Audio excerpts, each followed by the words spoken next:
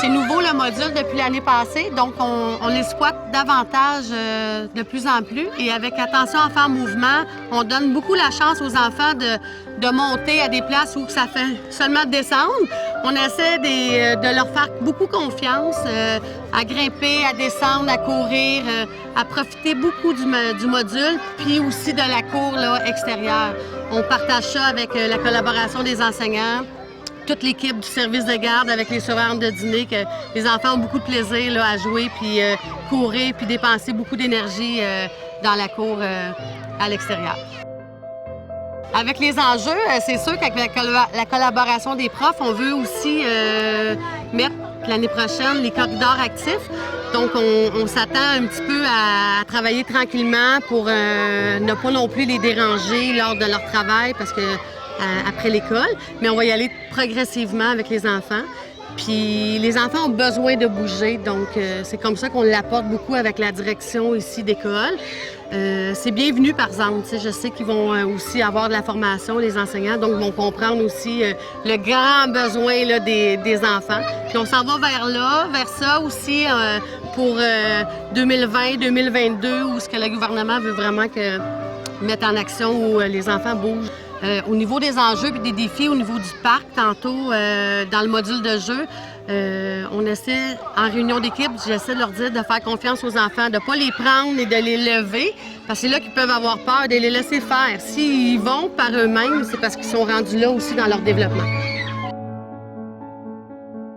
Alors, mon nom est Nathalie Brisebois, je suis technicienne au service de garde de l'école Le Sentier et je suis fière de pouvoir dire que notre école est une des précurseurs dans l'installation des corridors actifs pour faire suite là, à Enfants en Mouvement. C'est un corridor où les élèves peuvent venir dépenser un peu leur énergie à toute heure du jour. Ils n'ont pas besoin de permission spéciale. Alors, c'est un corridor sous forme de jeu inspiré de Just Dance. Alors, c'est une inspiration de jeu de Marelle. C'est super apprécié, autant des plus jeunes, des plus grands. C'est comme inévitable quand les enfants sont dans le corridor. Ils se mettent à sauter sans y penser, en allant porter des documents, en allant donner un message ou quoi que ce soit. C'est vraiment, ça fait partie du quotidien. Et c'est même agréable aussi en fin de journée au service de garde de voir les parents participer aussi, les petits frères et les petites sœurs. Depuis l'année passée, on a décidé de bouger à l'école du Bois-Joli. Donc, on a embarqué dans le projet Attention Enfants en Mouvement. C'est certain que présentement, c'est vécu au service de garde, mais ça touche tout le monde. Ça touche les parents, ça touche les enseignants aussi, ça touche ceux qui partagent les locaux de l'école. Donc, quand on a rentré la philosophie Attention Enfants en Mouvement, bien, il y a eu des formations là-dessus. Il y a eu une approche qui a été faite avec les gens du service de garde, une approche qui a dû être acceptée, c'est certain. Et les gens y croient, c'est pour ça que ça a fonctionné. Alors, plutôt que de garder les enfants assis après les heures de classe, on a décidé de les faire bouger. Donc, on utilise l'extérieur, la cour de récréation. Vous voyez un terrain de soccer en arrière de moi. Il y a une cour asphaltée, une petite patinoire, il y a un grand parc. Donc, on utilise tout l'extérieur dans la philosophie Attention Enfants en Mouvement où tout le monde peut bouger de façon libre, supervisée, mais libre. Et on utilise aussi l'intérieur de l'école. On n'a pas de local de service de garde, donc on prend les classes, on prend le gymnase, on prend tout ce qu'on peut prendre au service de garde. Alors, les enseignants ont participé à ça. Ils doivent quitter leurs locaux pour aller dans d'autres locaux si le service de garde utilise la classe ou le travail.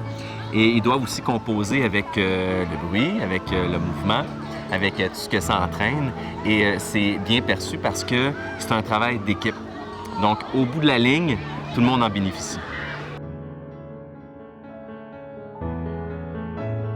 Au fait, cette philosophie nous ouvre beaucoup de portes parce qu'avant, le rôle de l'éducatrice dans le fond, c'est de planifier des activités, diverses activités, entre autres le jeu actif.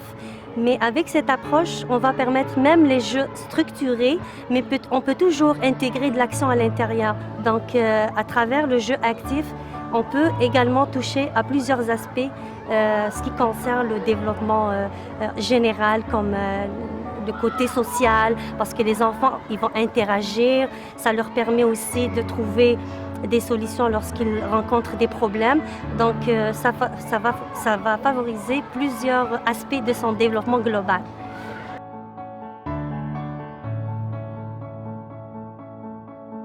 Puis je leur expliquais un petit peu c'est quoi la formation, puis ils disent « Oh mon Dieu, enfin c'est arrivé !» Parce que nous, les parents, on est pris toute la journée, on ne trouve pas du temps pour aller faire sortir nos enfants. Comme ça, on est maintenant comme tranquille. Ah oui, vous nous enlevez un souci. Puis les enfants ils se développent en entreprenant des bonnes habitudes saines de vie, en restant dans le jeu actif.